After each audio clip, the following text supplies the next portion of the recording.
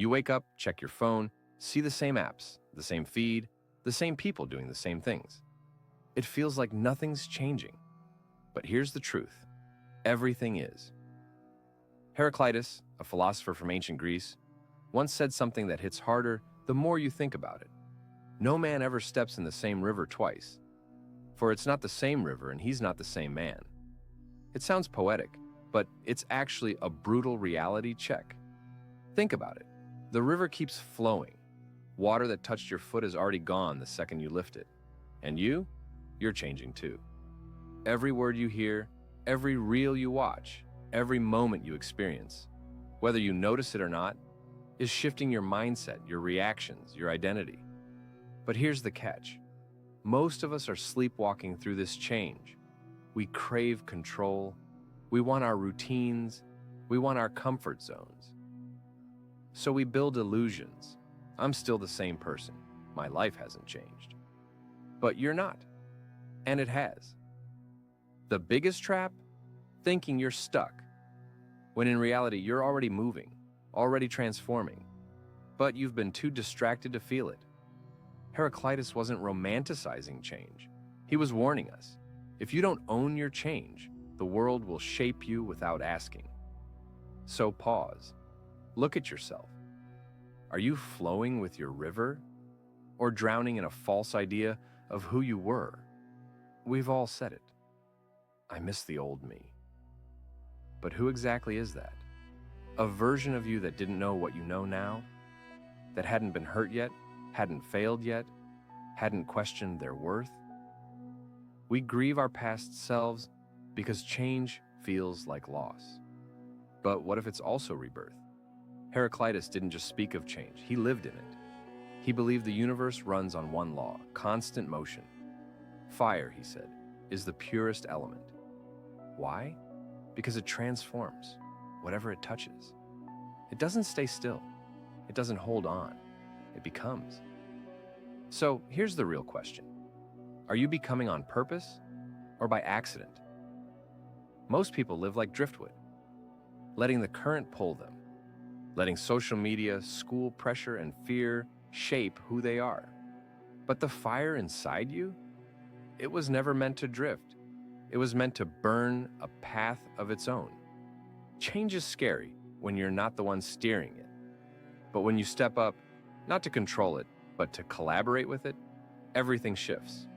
Your pain, fuel, your confusion, a map, your mistakes, blueprints. You're not here to return to who you were. You're here to become someone you've never met before.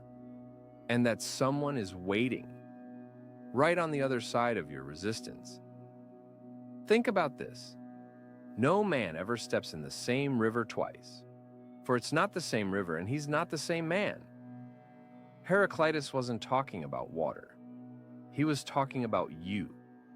Your identity, the you that you think you are, isn't as stable as you believe. One moment you feel brave, the next you're anxious. You think you've moved on, and then a memory brings you crashing back. And that's not weakness.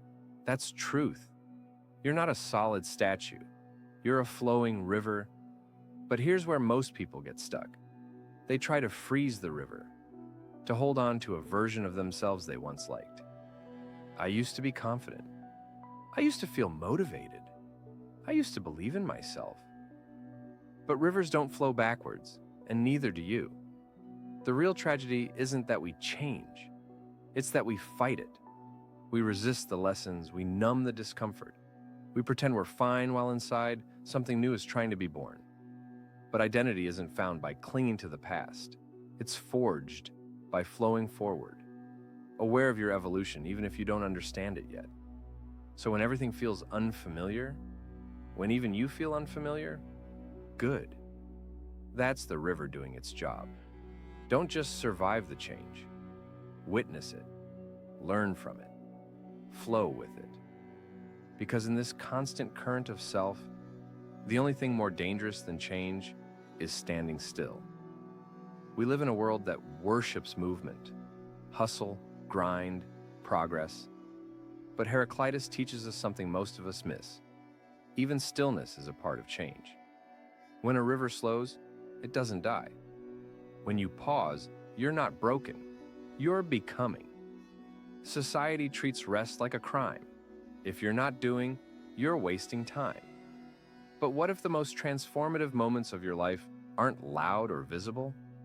What if change happens quietly, like a seed under soil or a tide slowly shifting the shore? You're told to keep running. But who are you running from?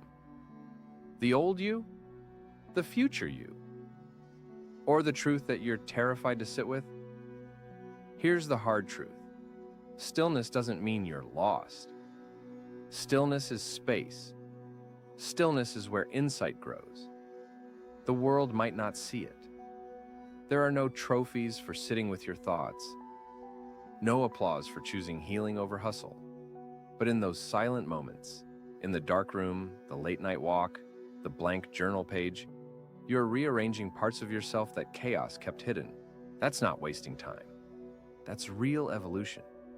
Heraclitus reminds us, change is always happening, even when it feels like nothing is. So next time you feel stuck, ask yourself, what if this stillness is exactly where I need to be? Stop fearing the pause, because in the space between steps, you might just meet the version of yourself you were always becoming. Heraclitus once said, "The world is an ever-living fire, kindling and extinguishing in measure." But what does that mean? Think of your life as a series of small fires, moments that burn, reshape, and transform you. Some fires are warm, love, success, discovery. Others are wild and painful, heartbreak, failure, grief. We're taught to fear the burning, to avoid discomfort, to run from uncertainty.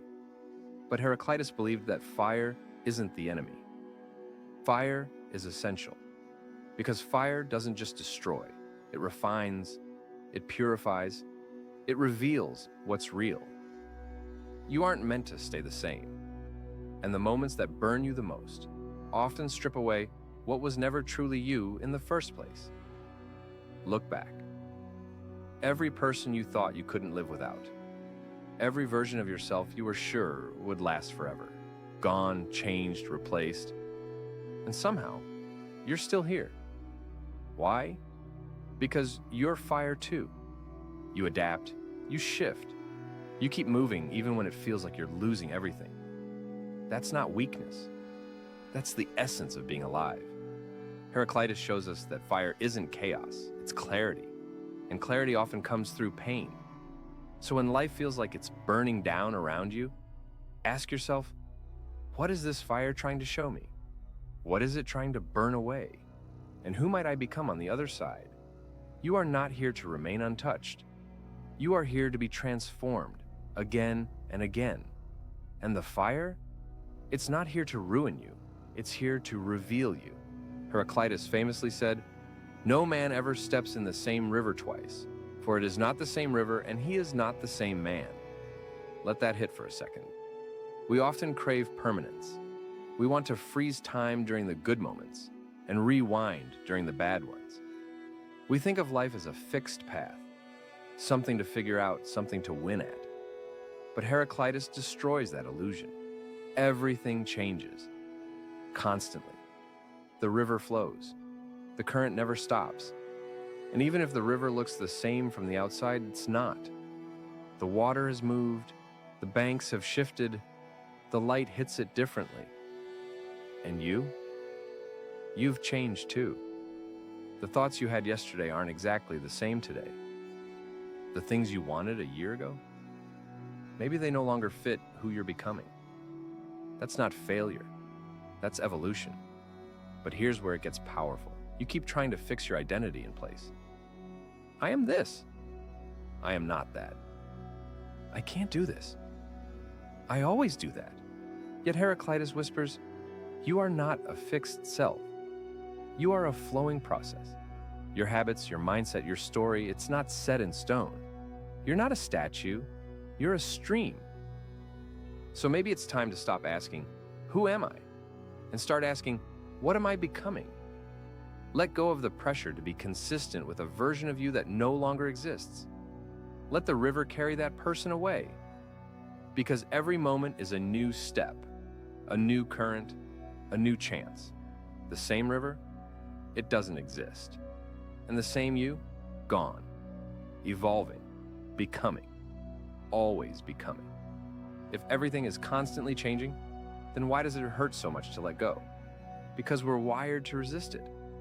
We build routines, relationships, versions of ourselves, then cling to them like lifelines in a storm. And when change inevitably comes, it feels like something is being ripped away from us. But here's the truth Heraclitus knew. The pain isn't in the change. The pain is in the resistance. Imagine holding onto a rope while the river pulls you downstream. The tighter you grip, the more it burns. But if you release, even just a little, you move with the current, not against it. That doesn't mean change won't hurt. Losing people, walking away from versions of yourself, letting go of comfort, it will sting. But Heraclitus doesn't ask us to celebrate chaos. He asks us to understand it, to accept it. And in that acceptance, there's power. The people who outgrow you, let them drift. The dreams that no longer feel right, thank them and release them. The parts of yourself that no longer serve you, mourn them and move on. Because trying to hold the river still is a fight you'll never win. But learning to float, that's peace. This is not about giving up. It's about giving in to life's rhythm. And when you do, you stop fearing change. You become change. You realize that who you are is not what you cling to. It's what you're willing to become. So the next time something begins to slip from your hands, don't tighten your grip. Ask yourself instead, what's trying to flow into my life next? Because even the things that leave make room for something new. What if the reason you feel stuck is because you're trying to remain someone you were only meant to pass through? We treat identity like a destination.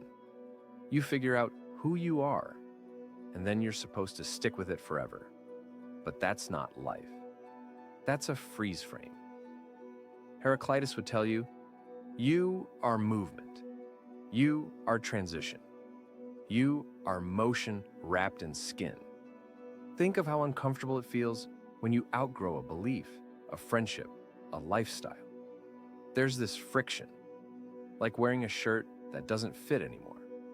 You keep adjusting, trying to make it work. But deep down, you know, it's time to shed it. Why do we fear becoming someone else? Because change threatens control.